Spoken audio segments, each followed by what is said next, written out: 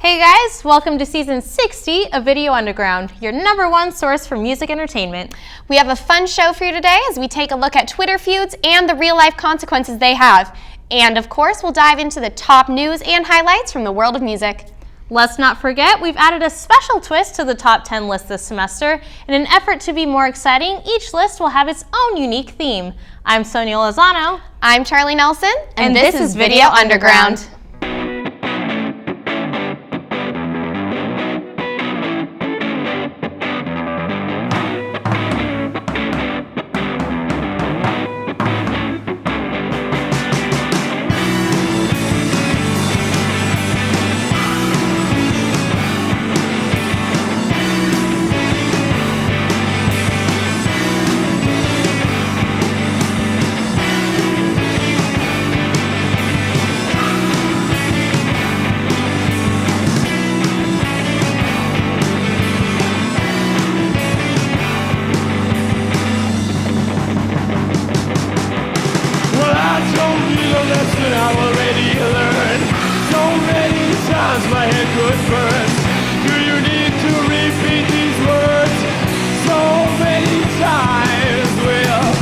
This past weekend, Beyonce decided to hit us with her new single, Formation.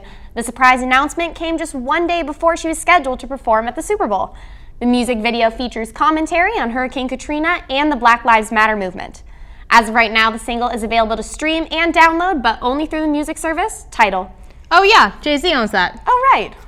Along with new music, Beyonce fans were treated to some new merchandise on our website. Some of these items have lyrics from her latest single printed on them, including conversational totes or a bag, which says, "I got hot sauce in my bag." Simple, yet totally worth the $25 price tag.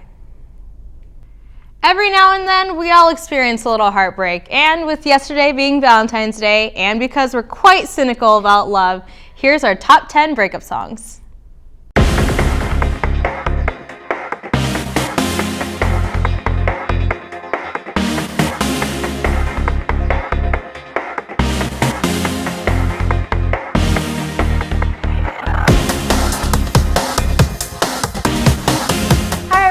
I'm Emily Tran, and today I'm filling in for Mari Connor, who will be back with us next time. But today, it's the Emily Show.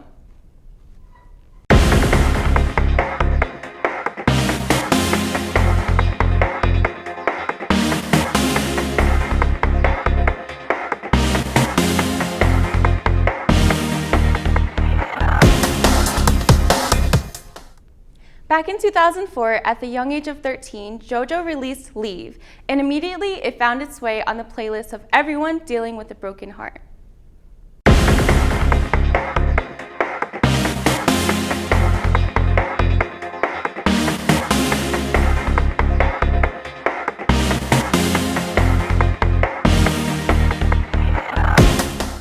We just started, and already I'm so sick of love songs. That's right, it's Ne-Yo's hit song from 2006.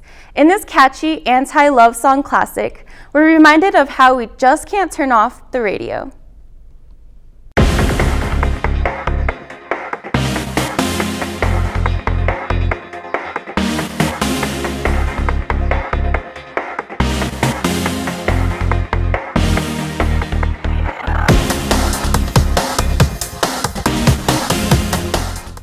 A very angry breakup song comes in at number 8 with You Oughta Know by Alanis Morissette.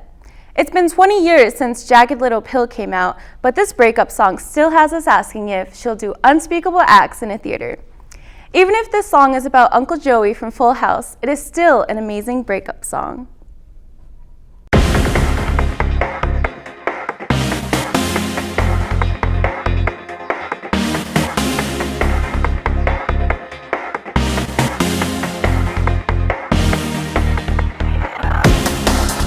It was only a matter of time before a Taylor Swift song showed up here, so at number 7 we chose We're Never Getting Back Together. Who hasn't found themselves confused when your significant other says you just need space? I mean, what?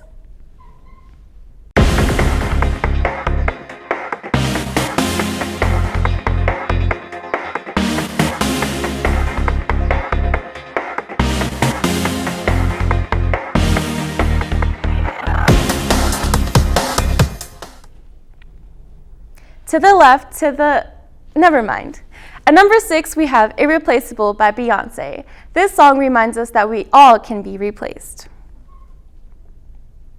When we come back, we'll be taking a look at the latest album to be released by the late David Bowie.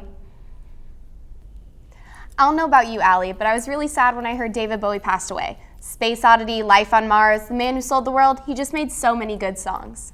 I know what you mean. That's one of the reasons we focused on Black Star for our album review this week. Even though it's a bit late, we couldn't resist and had to share our thoughts on his final album. Black Star was the single released before his album came out.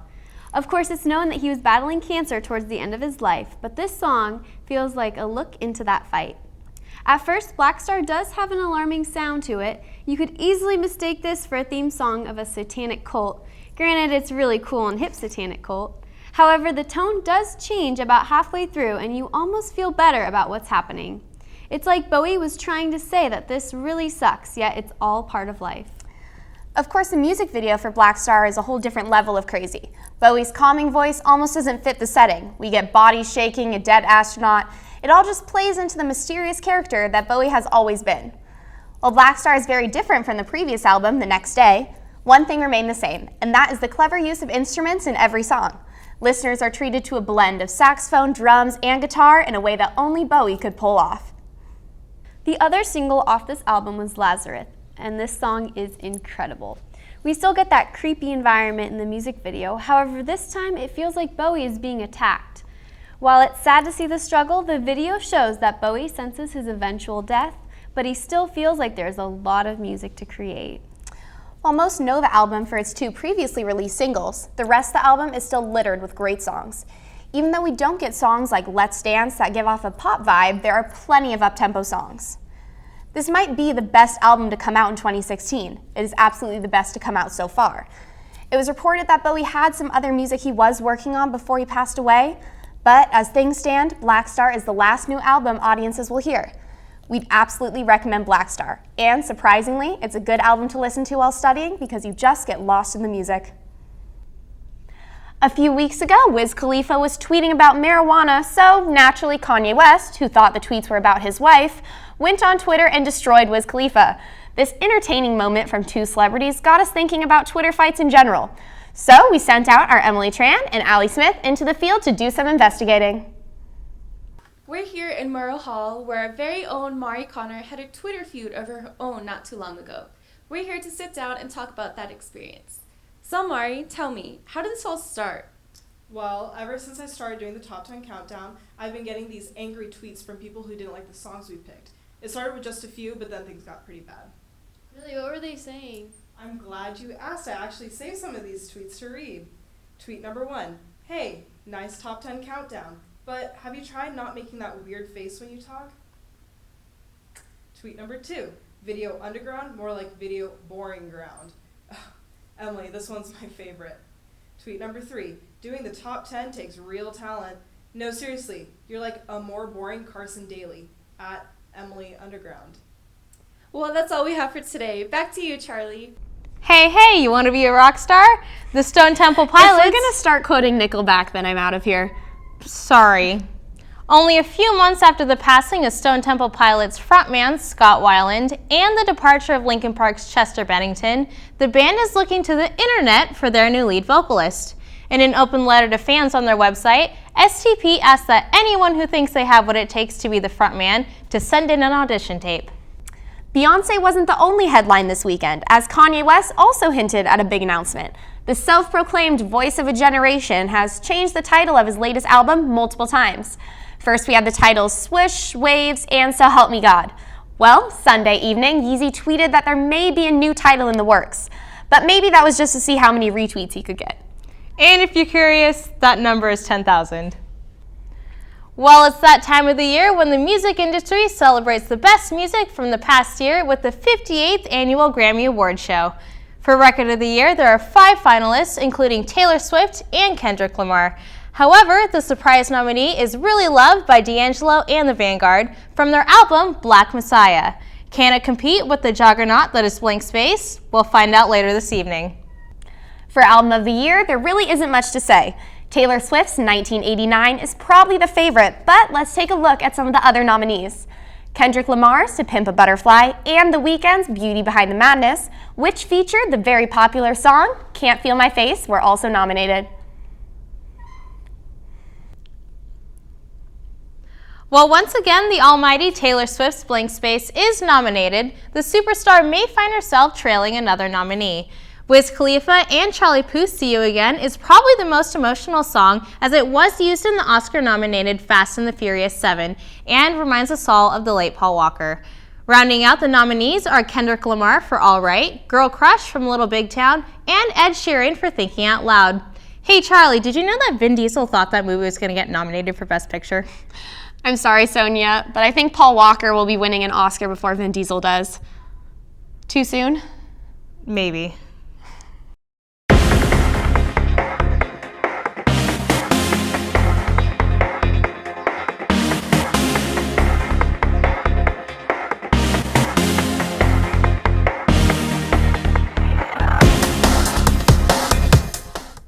Coming in at number 5, Jar of Hearts by Christina Perri, where she probably asks the first question that comes to mind when someone breaks your heart, and that's, who do you think you are?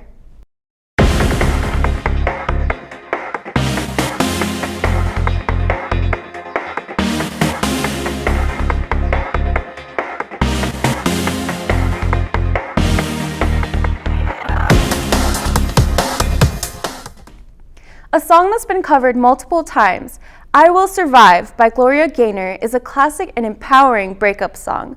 What's unique about this hit is it reminds us that as long as you know how to love, you will survive.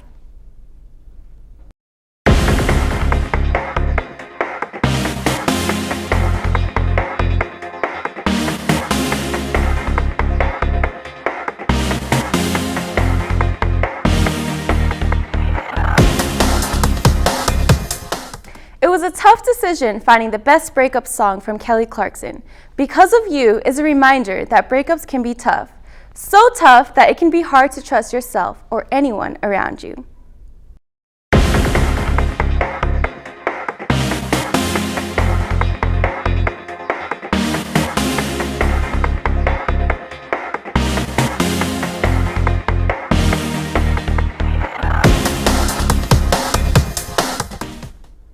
Oh, Cry Me a River. That's right, at number 2, it's Justin Timberlake's Cry Me a River.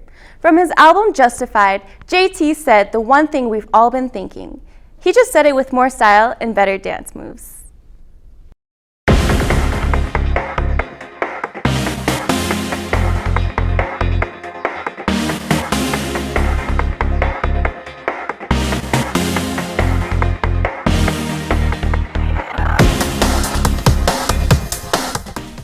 At number 1 is Adele's Hello.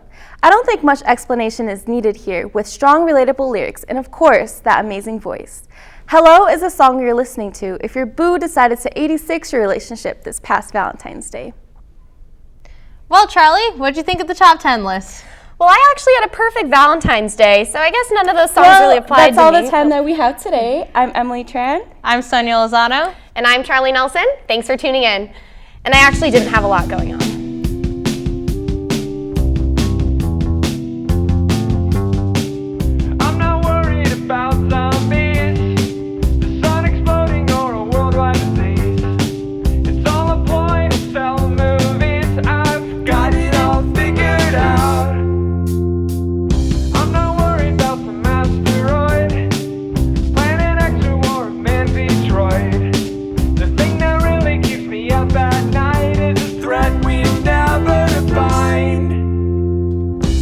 Prophet of the sea, here to save mankind.